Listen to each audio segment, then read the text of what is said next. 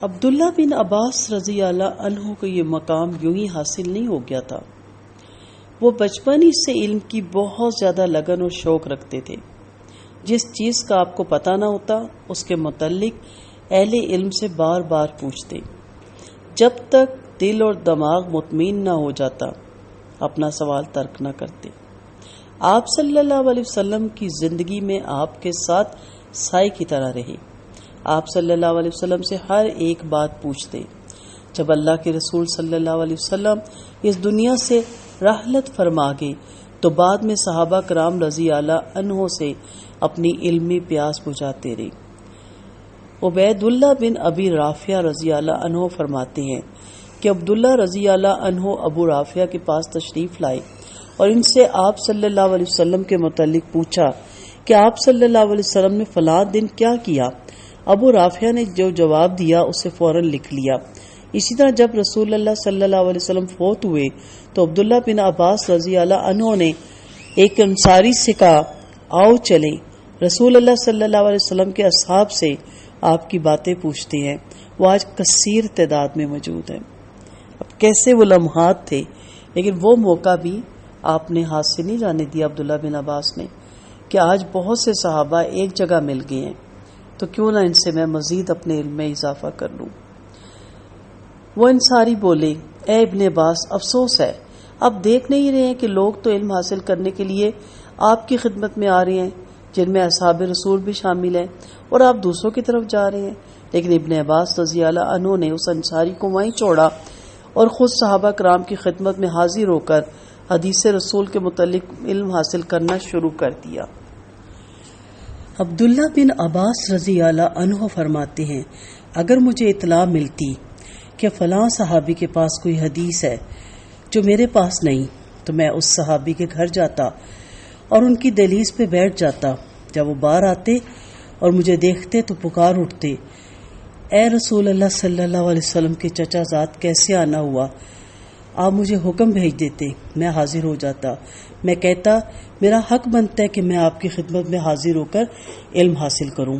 آپ کی بلندی علم میں شان ہی تھی جس نے آپ کو ایک ایسا انوکھا اعزاز بخشا جو شاید ہی کسی عام انسان کو حاصل ہو۔ وہ اعزاز یہ تھا کہ انہوں نے جبرائیل علیہ السلام کو اپنی آنکھوں سے دیکھا۔ اس بارے میں عبداللہ بن عباس رضی اللہ عنہ خود فرماتے ہیں کہ میں ایک دفعہ اپنے والد گرامی کے ہمراہ رسول اللہ صلی اللہ علیہ وسلم کی خدمت میں موجود تھا۔ اس وقت آپ صلی اللہ علیہ وسلم ایک آدمی سے گفتگو فرما رہے تھے۔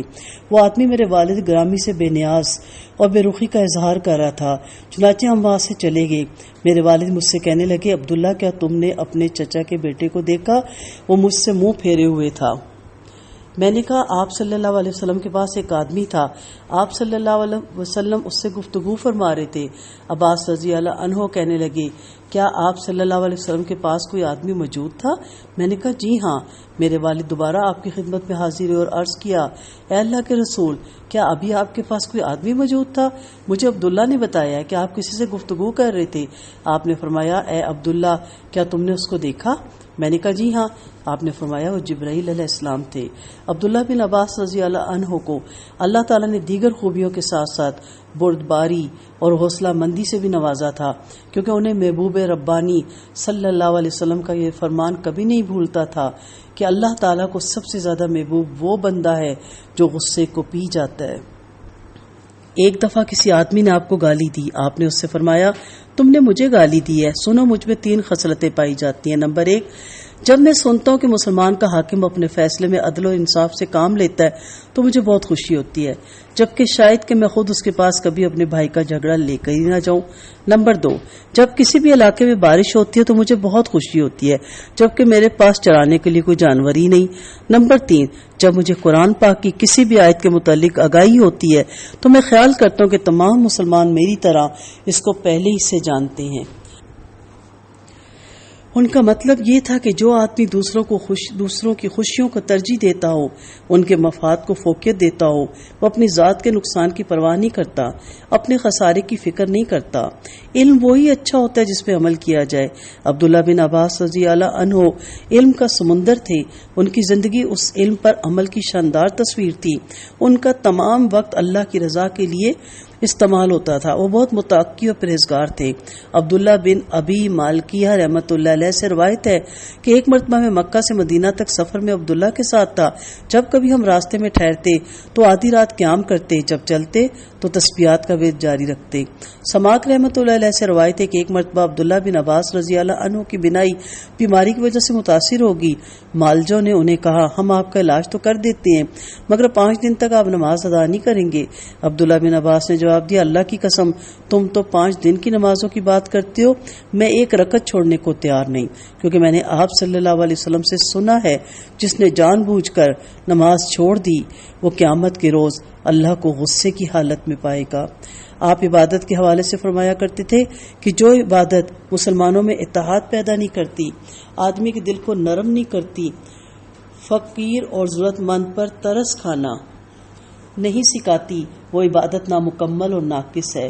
اسی لیے آپ صلی اللہ علیہ وسلم فرماتے ہیں میرے نزدیک 1 ماہ تک یا 1 جمعے تک یا جب تک اللہ چاہے کسی مسلمان گھرانے کی کفالت، دیکھ بھال، خرچ اٹھانا کرنا بار بار حج کرنے سے زیادہ محبوب ہے. ایک معمولی سی چیز جو میں اپنے دینی بھائی کو تحفہ دوں وہ مجھے اللہ کی راہ میں 1 دینار خرچ کرنے سے زیادہ محبوب ہے. انسان زندگی میں اپنے قول و فعل کی وجہ سے آگے بڑھتا ہے. عبداللہ رضی اللہ عنہ گناہ کرنے والوں کو یوں تاکید فرماتے اے گناہ کرنے والے، کرامن کاتبین سے تیرا حیا نہ کرنا تیرے گناہوں سے کہیں بڑا جرم ہے. اے گناہ کرنے والے، وقت گناہ تیرا خوش ہونا اس گناہ سے بڑا جرم ہے جو تو نے کر دیا. آپ کو معلوم ہے اللہ تعالیٰ آپ سے کیا معاملہ کرنے والا ہے.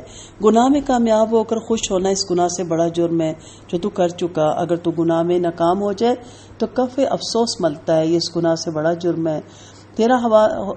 تیرا ہوا سے خوف کھانا جب وہ گناہ کے وقت دروازے سے ٹکراتی ہے اور پردے حرکت کرتے ہیں، اس وقت تو حالت گناہ میں ہوتا ہے. تیرا دل اس وقت اللہ کے خوف سے نہ کانپنا کہ وہ تیری طرف دیکھ رہا ہے، اس گناہ سے بڑا جرم ہے. عبداللہ بن عباس رضی اللہ عنہ کے قول و فعل میں کامل یکسوئی پائی جاتی تھی.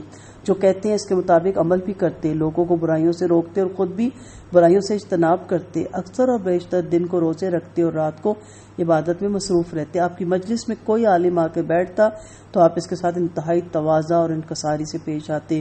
اگر کوئی سائل سوال کرتا تو اسے تسلی بخش جواب دیتے. عبداللہ بن عباس رضی اللہ عنہ کی علمی شان، ان کی معاملہ فہمی اور باطنی فکر کی عظمت کو سب نے تسلیم کیا. سبھی نے ان میں خیر اور بھلائی پائی. جب صعصع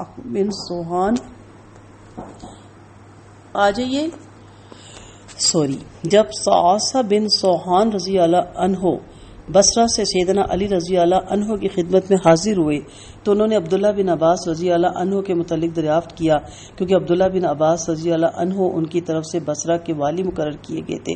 صعصع رضی اللہ عنہ فرمانے لگے اے امیر المومنین، وہ 3 چیزوں پر عمل کرتے ہیں اور 3 چیزوں کو چھوڑ دیتی ہیں. وہ 3 چیزیں کیا ہیں اس کا اگلے لیکچر میں اس پہ بات کریں گے. وآخر دعوانا ان الحمد للہ رب العالمین.